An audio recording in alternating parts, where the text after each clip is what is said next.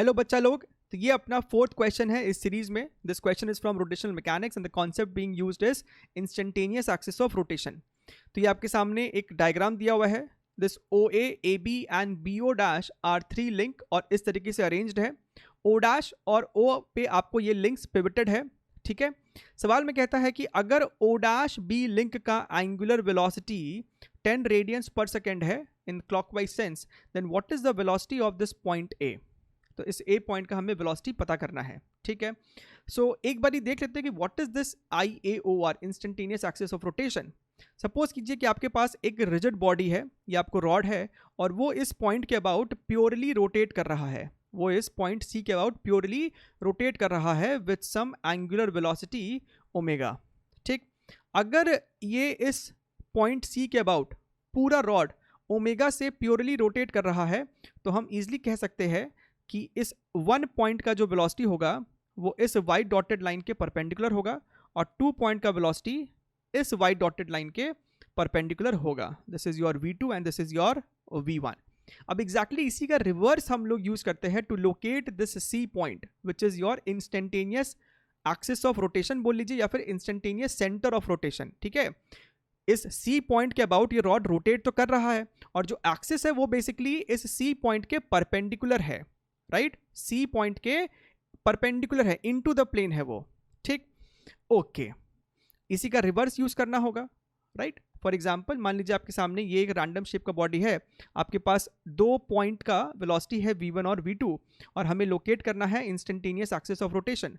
तो हम perpendicular lines draw करेंगे इस तरीके से, v2 के परपेंडिकुलर और इस पॉइंट के परपेंडिकुलर ड्रॉ किया. जहां पे इंटरसेक्शन हो रहा है, जहां पे आपको इंटरसेक्शन हो रहा है वो हो गया आपका इंस्टेंटेनियस सेंटर ऑफ रोटेशन और जो एक्सिस है that is perpendicular to the plane of the screen and passing through C. ठीक. अच्छा, तो इस समय ये प्योरली रोटेट कर रहा है about this point C with some angular velocity let us say omega. तो हम बहुत आसानी से यहाँ पे लिख सकते हैं this v1 is equal to omega into r1. तो सर यहाँ पे r1 क्या है? तो r1 आपका बेटा हो जाएगा, अगर हमने इसे .1 बोल दिया, let us take white colour, अगर हमने इस पॉइंट को p1 बोल दिया है तो यहाँ पे आपका जो r1 है दैट इज p1c. राइट. और हम v2 लिख सकते हैं omega into r2 where your r2 is going to be, इसे 0.2 बोल दीजिए तो ये आपको हो जाएगा p2 इंटू c. तो ये आपको सिंपल फंडा है. हमें सबसे पहले वेलोसिटीज को लोकेट करना है और उसके परपेंडिकुलर लाइन ड्रॉ करके इंटरसेक्शन पॉइंट को ढूंढना है. वही हो जाएगा आपका instantaneous centre of rotation and the axis passing through it perpendicular to the plane is going to be instantaneous axis of rotation. तो ये हमारा एक्चुअल प्रॉब्लम है. ठीक. अब आप ध्यान से देखिए, ये जो ओ डैश बी लिंक है वो आपको क्लॉकवाइज रोटेट कर रहा है. तो हमें बी पॉइंट का तो वेलोसिटी पता है, इसका डायरेक्शन पता होगा. ये आपको हो गया V B velocity. Right. This V B has to be perpendicular to this linkage. ठीक है. एट द सेम टाइम अगर ये वाला O dash B link clockwise rotate कर रहा है तो ये ओ ए लिंक भी आपको क्लॉकवाइज रोटेट करना पड़ेगा, मजबूर है, कंस्ट्रेंट है सब एक दूसरे से. ठीक है. तो इस ए पॉइंट का जो वेलोसिटी होगा वो इस समय टुवर्ड्स राइट साइड ही होगा. This pink vector has to be perpendicular to this O A. Right. अच्छा, तो ये आपको हो गया वी ए. अब ध्यान से देखिए, अगर आप इस ए बी लिंक पे ध्यान दें, अगर आप इस ए बी रॉड पे ध्यान दें तो इस ए बी रॉड के दो पॉइंट का हमें वेलोसिटीज पता है, ए पॉइंट का और एक बी पॉइंट का. ठीक है. So let us try to draw the instantaneous axis of rotation for this AB rod. ठीक है. तो इस VA वेक्टर के परपेंडिकुलर आपने एक लाइन खींचा और इस VB वेक्टर के परपेंडिकुलर हमने एक और लाइन यहाँ पे खींचा और जहाँ पे इनका इंटरसेक्शन हुआ है that centre, this point is your instantaneous centre of rotation और इसके परपेंडिकुलर, स्क्रीन के perpendicular passing through that point C is your instantaneous axis of rotation. तो इसके अबाउट ये जो ए बी रॉड है वो आपको प्योरली रोटेट कर रहा है with some angular velocity omega dash. ठीक है. ओके. अब आप ध्यान से देखिए, हमें कुछ डायमेंशंस यहाँ पे चाहिए। सबसे पहले हमें ये ओ डैश बी निकालना है। What is this O dash B length? अब आप ध्यान से देखिए, ये आपको 60 है, this is your 60, which means ये भी आपको 60 सेंटीमीटर होगा, ये भी आपको 60 सेंटीमीटर है। अगर आपको ये 60 सेंटीमीटर पता है तो आप ओ डैश बी तो निकाल ही लोगे, है कि नहीं? ये ओ डैश बी जो होगा वो कितना होगा? वो आपको हो जाएगा 60√2, right? You can calculate it very easily. ये आपको आ जाएगा 60√2 सेंटीमीटर, ठीक है? तो इसे हम लिख देते हैं 0.6√2 मीटर्स, ठीक है?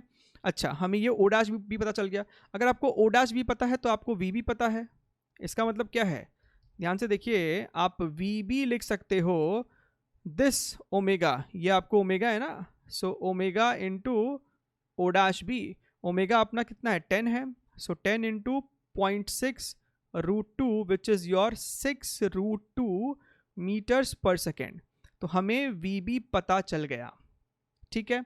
अच्छा, now see very very carefully, ये एंगल आपका 45 डिग्री है, which means this angle is also 45 degrees, ठीक है? अच्छा, ये 90 डिग्री है, इसका मतलब ये एंगल 45 डिग्री है। तो ये जो बेस है, अगर ये 140 सेंटीमीटर है, इसका मतलब ये भी आपको 140 सेंटीमीटर है, and this becomes your 140√2 centimetre, √2 centimetre, ठीक है? अब आप ध्यान से देखिए, क्या हम इस VA को लिख सकते हैं ओमेगा डैश इंटू AC? लिख सकते हैं सर। क्या हम इस VB को लिख सकते हैं ओमेगा डैश इंटू BC? लिख सकते हैं सर, क्योंकि ये B और A पॉइंट इस रॉड AB पे भी है, और ये AB रॉड प्योरली रोटेट कर रहा है इस C पॉइंट के अबाउट। तो हम VA को ओमेगा डैश इंटू AC लिख सकते हैं, और हम VB को ओमेगा डैश इंटू BC भी लिख सकते हैं, ठीक है? अब क्या है, अब दोनों को आपस में डिवाइड कर दीजिए। अगर आप दोनों इक्वेशन को आपस में इस तरीके से डिवाइड कर दोगे तो आपको आ जाएगा ये VA by VB is equal to AC by BC। तो यहाँ से आपका VA निकल आएगा, this is VB multiplied by AC by BC। VB हमने यहाँ पे सॉल्व कर रखा है, दिस इज योर 6√2। AC आपका कितना है? दिस इज योर 140, और BC आपका 140√2 है। तो ये दोनों तो खत्म, √2 खत्म, this is your 6 metres per second, 6 metres per second. तो ये आपका एक इंटीजर टाइप क्वेश्चन था, तो 6 इस सवाल का सही जवाब है, ठीक है? आई होप आपको बहुत अच्छे से यहाँ पर समझ में आया है। हमने कंसेप्ट भी यहाँ पर डिस्कस किया है। इसी तरीके के हम लोग और भी प्रॉब्लम्स के साथ मिलते रहेंगे, तब तक के लिए टेक केयर, बाय बाय।